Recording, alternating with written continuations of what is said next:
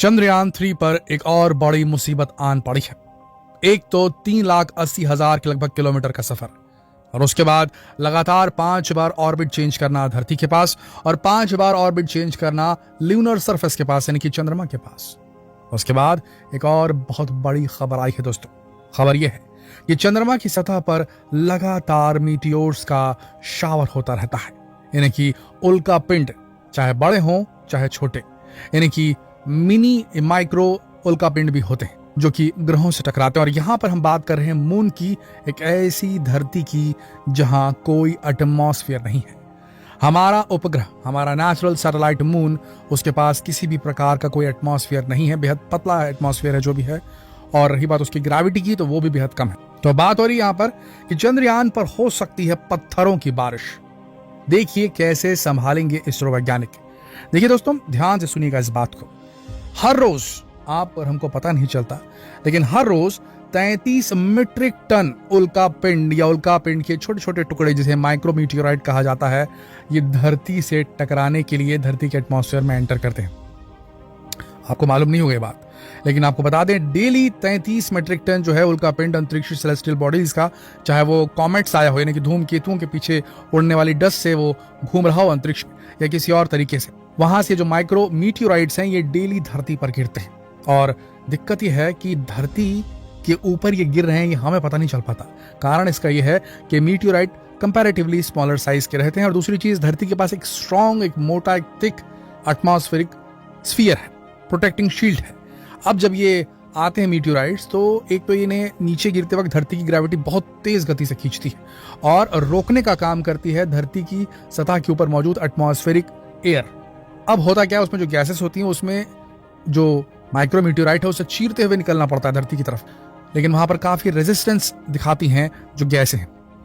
होता क्या है, इसकी वजह से काफी फ्रिक्शन डेवलप होता है और धीरे धीरे करके वातावरण में ही, यानी कि एनवायरमेंट में ही, नीचे गिरने से पहले ये सारे मीटियोराइट जो 33 हमने मीट्रिक टन आपको बताया था डेली गिरते हैं, ये सब के सब हवा में ही खाक हो जाते हैं।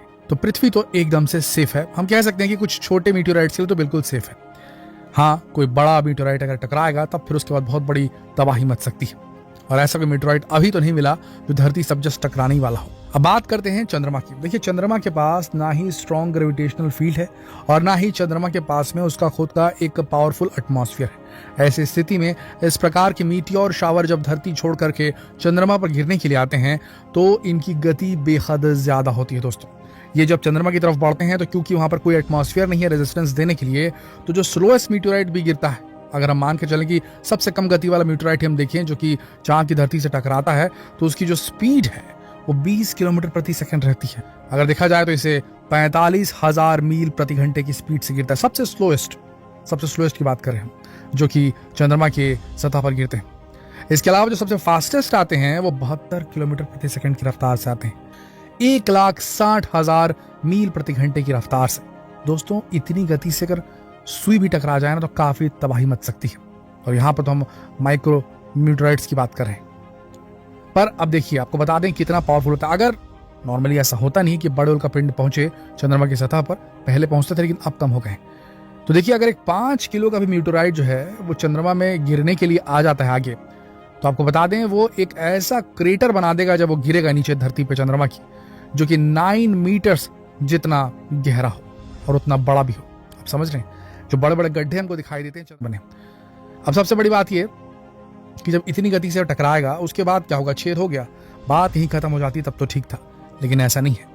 अगर कोई मीटियोराइट 5 किलो वजन का आकर के चंद्रमा की सतह से टकराएगा, तो न सिर्फ एक बहुत बड़ा क्रेटर बन जाएगा, क्योंकि उसकी गति स्लो करने वाला कोई एटमॉस्फेरिक शील्ड तो मौजूद नहीं है चंद्रमा के पास, लेकिन इसके अलावा एक और चीज होगी।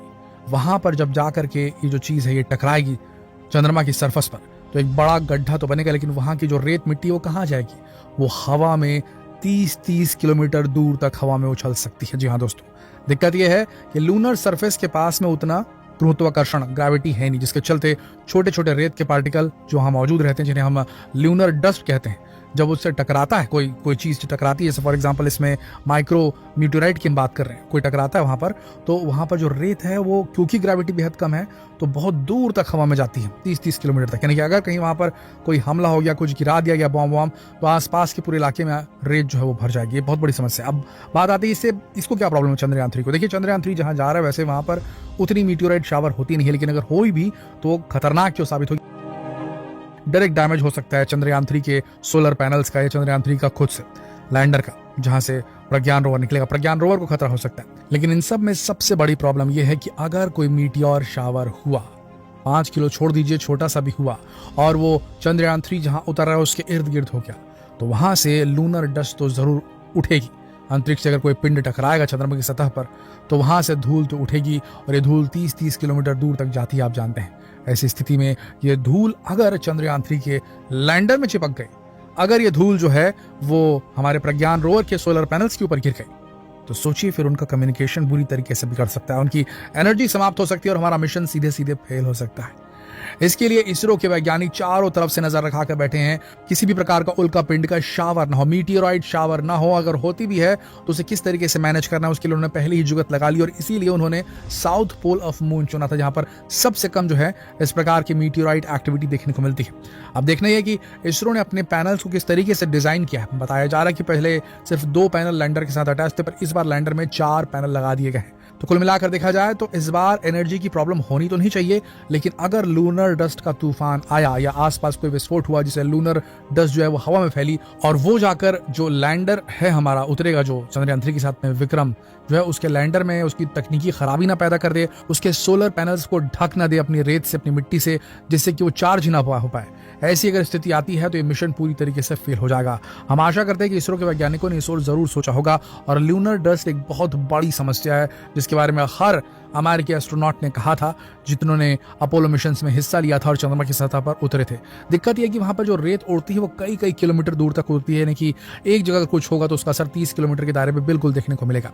अब देखना यह है कि किस प्रकार से चंद्रयान 3 अपने आप को सक्सीड कर पाता है और कहां से किस तरीके से वो ये डेटा भी लेकर आते हैं। ये बहुत महत्वपूर्ण डेटा है दोस्तों।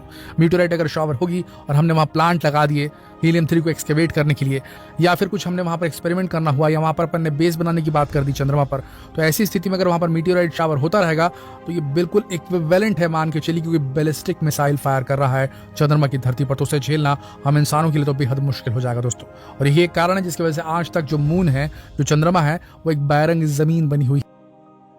अन्यथा अब तक तो दुनिया के कई देश चंद्रमा पर उतर जाते हैं। लूनर डस्ट वहां की बहुत बड़ी समस्या है, और ये मीटियोराइट शावर जब भी होती है तो उसका असर दोनों तरफ पड़ता है। आशा करते हैं इस वीडियो से आप सबको नया कुछ जानने को मिला होगा। अगर वीडियो पसंद आए तो जितना हो सके शेयर करें, फेसबुक पर, व्हाट्सएप पर, यूट्यूब पर। जल्द मिलते हैं आपसे अगली वीडियो में, तब तक के लिए आप सब